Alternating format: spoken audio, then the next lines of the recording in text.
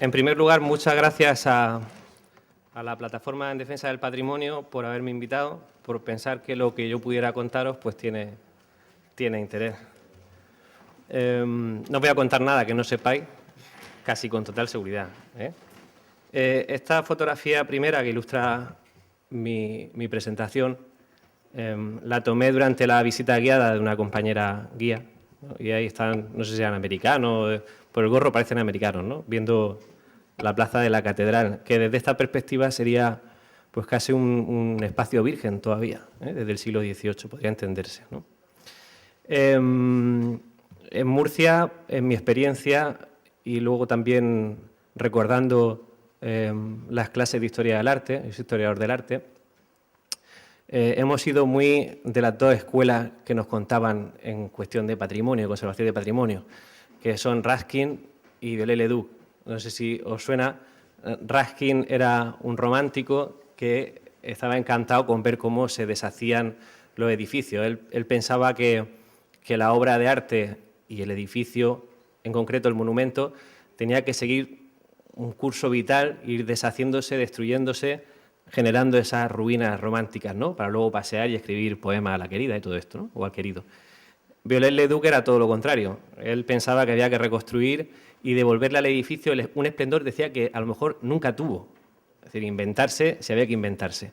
En Murcia parece que hemos seguido en estos años las dos corrientes a la vez, o cronológicamente aplicadas, primero la de Ruskin y después la de Viollet-le-Duc. Y eso lo hemos comprobado con las ponencias de los compañeros. Bueno, en Historia del Arte nos enseñaron todas estas cosas que están muy bien para el trivial y eso, y en general, ¿no?, para la vida. Después de hacer Historia del Arte hice turismo porque me interesaba lo que será la difusión del patrimonio y de la historia de Murcia, aparte porque me considero que soy un enamorado de Murcia, muy bonito. Y entonces quería contribuir a la difusión del patrimonio, no solamente a la gente que viene de fuera y nos visita y a veces nos pregunta y no sabemos qué contestar. Decimos, no, si Murcia en un día se ve, o Murcia, sí, la catedral y tal, y luego la caña y la tapa y eso, que también está muy bien. Pero me apetecía profundizar en esto y contarle no solamente a la gente de fuera, sino también a los murcianos que no lo sepan, y yo mismo aprender, porque tanto en esta profesión de guía como en todas las demás se está constantemente aprendiendo, aprender más sobre Murcia. Luego, acabado esto, pues quise hacer periodismo. Estoy hablando de mi vida, lo siento. Estoy justificando que estoy aquí, pues estoy inseguro. Quise hacer periodismo para llevar el tema de la difusión del patrimonio a otro nivel. Es decir, el guía de turismo muchas veces tiene que ocultar su visión particular. El periodista también muchas veces debería, pero bueno, el guía sobre todo debe ocultar su valoración porque no interesa. A veces debe vender algo en lo que ni siquiera cree. Yo a veces me he encontrado delante del ayuntamiento cuando estaba la pancarta esta de Agua para Todos y tal, y tenía gente de Zaragoza delante y eso me generaba a lo mejor un problema, ¿no? Pensaba, ¿por qué está la pancarta? Más allá de que no estemos de acuerdo o no, que en eso no entro, pero creo que el ayuntamiento también está catalogado, ¿no? Y, en fin, y eso era un agente externo, una pancarta, ¿no? Decía que al margen de eso, pues el periodista tiene como función también el denunciar conflicto cuando lo haya, ¿no? Entonces, bueno, estudiando periodismo inicié dentro de una asignatura que se llama Periodismo Especializado. Después de hablar de mí, voy a hablar de mi libro. Me he pasado. Empecé un medio digital que se llama Saguar Murcia, al cual le tengo mucho cariño, que me llevó muchas horas, pero me lo pasé muy bien. Y que luego me ha seguido dando satisfacciones porque mucha gente, alguna gente que me he encontrado pues me ha dicho, pues sí, anda, tú la hacías esa, pues sí, me llegó por Facebook. Estupendo. Bueno, pues en Saguar Murcia quise centrar el asunto del medio digital en el patrimonio, en la historia y en el turismo de la ciudad de Murcia. Y como había un asunto que llevaba yo en la cartera y en la cabeza desde hacía tiempo, que era el de los baños árabes tan repetido, pues quise empezar por ahí. Y después de muchos meses, cuando ya tenía mucho material reunido y tal, pues lo saqué y empecé una serie de reportajes. Después de este vinieron más, ¿no? Y digo esto porque en el asunto del patrimonio nos centramos a veces mucho en lo que es el monumento en sí. Hemos hablado también de la importancia de los conjuntos. En todo esto la misma legislación y las instituciones, organismos internacionales, desde las primeras cartas de Atenas y todo esto, ha ido ampliando su visión del monumento, de lo concreto a lo general, al conjunto, al ambiente, a las hablas del paisaje, etc., ¿no? Y en el asunto de los baños árabes mi interés era sobre todo la destrucción de este edificio, y luego me di cuenta de que yo mismo me había tragado un poco el discurso simplista este de enfrentar conservación del patrimonio a desarrollo, progreso, que si el empleo, etcétera, etcétera, ¿no? Con lo cual, aquí he puesto dos fotografías una junto a otra, y lo que se dijo en aquel momento, que era un momento totalmente diferente al actual, pero lo que se decía que era esto, que eran piedras infectas y etcétera, ¿no? O esto que era, pues significaba el progreso, el avance de Murcia hacia el siglo XXI directamente, aunque realmente va a un puente del XVIII, no a un puente del XXI, pero bueno. Entonces descubrí, que es también en parte por lo que me imagino que me han invitado, en el desarrollo de este reportaje y sucesivo, que en el asunto del patrimonio detrás hay un componente social. Es decir, que el patrimonio, a ver, igual voy a decir una serie de chorradas o de topicazos, no lo sé, bueno, que el patrimonio somos nosotros, ¿eh? Somos todos nosotros. Somos Instalaciones y Reparaciones Zaragoza, que pone ahí, ¿no? Somos el chavalín que hay apoyado en un volardo al fondo, Laura se parte.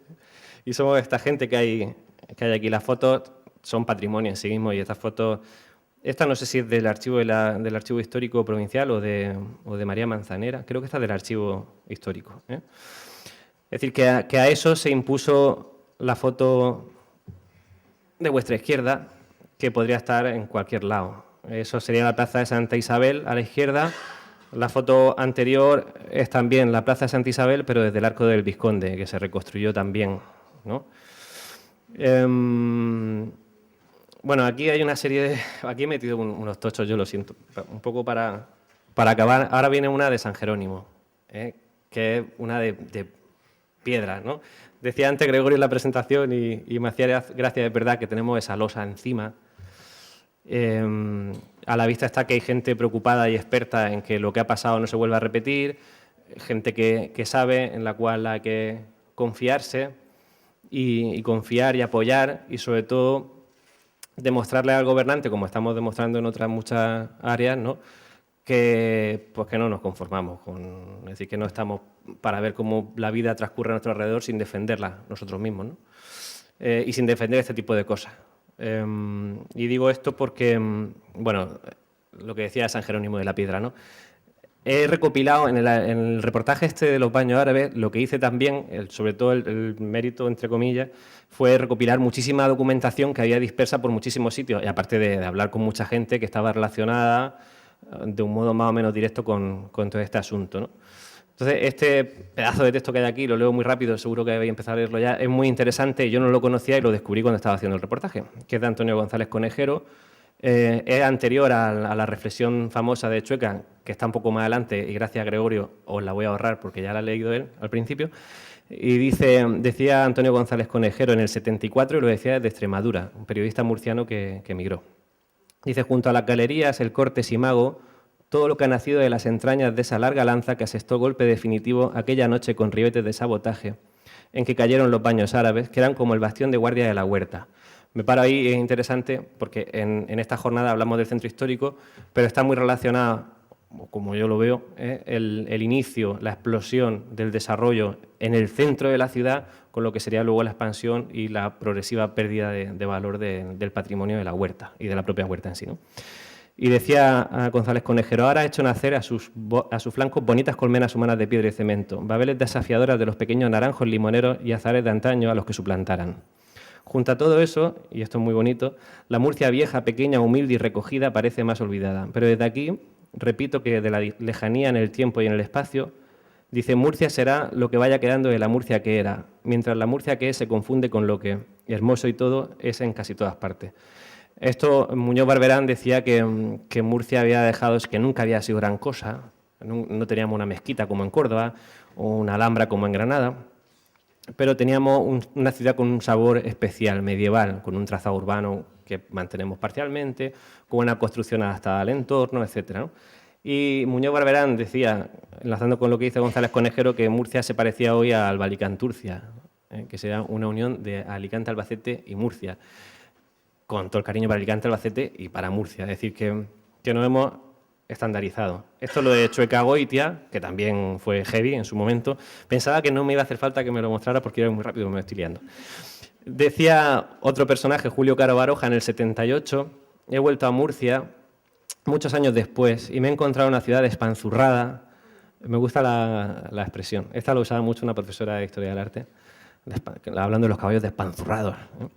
Ciudad espanzurrada y llena de bloques que son el orgullo de las fuerzas vivas. Pero la Murcia de 1950, es decir, la inmediatamente anterior a la construcción de la Gran Vía, aún tenía callejuelas, recovecos, palacios barrocos impresionantes y calles por donde los peatones podían discurrir sin miedo al auto pestífero y protegidas de vientos y calorazos.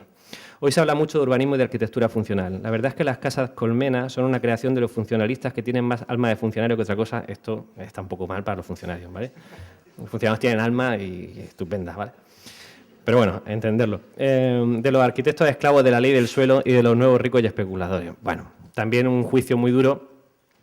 Aquí os reproduzco una fotografía de Miguel Iracheta, el hermano de Carlos Felipe Iracheta, que es muy interesante porque se ve el corte en altura y en plano. Vemos la Gran Vía siempre en plano, pero aquí vemos el callejero ampliado porque hemos visto que los edificios mágicamente se han estirado, ¿no? Han crecido.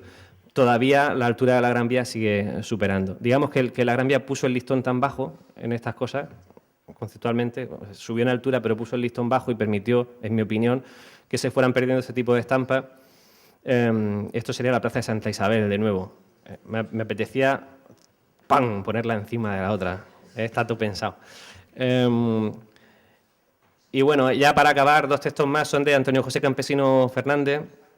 Y este profesor de urbanismo, de geografía urbana, creo, en la Universidad de Extremadura, a este autor lo conocí haciendo otros reportajes sobre un plan para el barrio de Santa Eulalia. Es decir, que todavía, después de darnos con la piedra, pensamos que existen posibilidades de coser y de recomponer el centro de la ciudad, el centro histórico. Como guía, esto no lo he dicho al principio, pero como guía muchos turistas me han preguntado ¿dónde está el centro histórico de Murcia? ¿Dónde? ¿Para allá?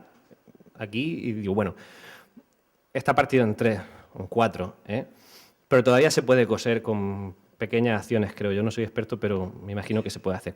Y digo que Antonio José Campesino Fernández decía que los centros históricos, me gustó mucho la definición, son productos humanos, respuestas sociales a estructuras económicas determinadas, y que su lectura atenta permite distinguir la identidad histórica de cada región, la juxtaposición y sobreimposición de contenidos culturales aportados por generaciones sucesivas hasta la configuración de lugares testimonios, un momento, bla, bla, bla.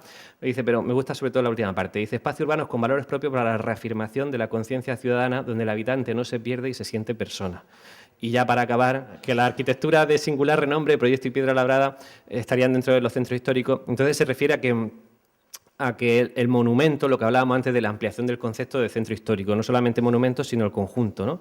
El paisaje, etcétera, no solamente está formado por los monumentos, sino como digo, por edificios que a lo mejor no tienen un valor, porque muchas veces decimos, esto no vale nada, ¿no? Estos son 4 piedras, o estos son 4 patos, o son 4 pinos. Detrás de eso se esconden intereses particulares que yo creo que hay que frenar y que una plataforma como esta puede ayudar a frenar el concepto en el ámbito del patrimonio. Entonces decía Campesino Fernández que el conjunto de viviendas populares, codo a codo, apoyándose en la identificación con el paisaje, organiza espacios medioambientales reflejo de un modo de vida colectivo, compartido y vivido. Es decir, la arquitectura adaptada a su entorno, la relación entre forma y función. Todas estas cosas que nos dicen que simplemente es cuestión de sentido común, que no es muy complicado. Es decir, pues un edificio de cristal y aluminio, al final me ha sacado de un minuto, en Murcia pues no tiene un sentido. Y que una vivienda más humilde, de piedra o de cal, etcétera, con una altura normal, adaptada a su entorno, etcétera, pues sí que tiene más lógica. Para acabar, simplemente pues...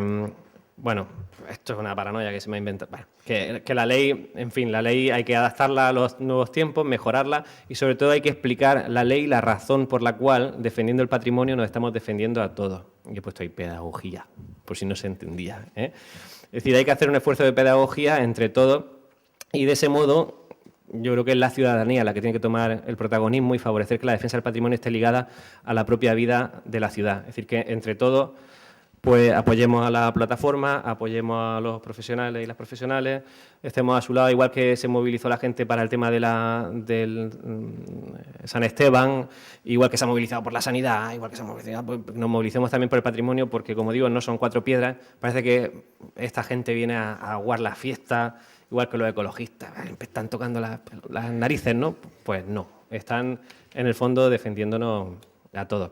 Como veis, han faltado juicios de valor, ya lo he puesto yo ahí a saco. Y nada, muchas gracias.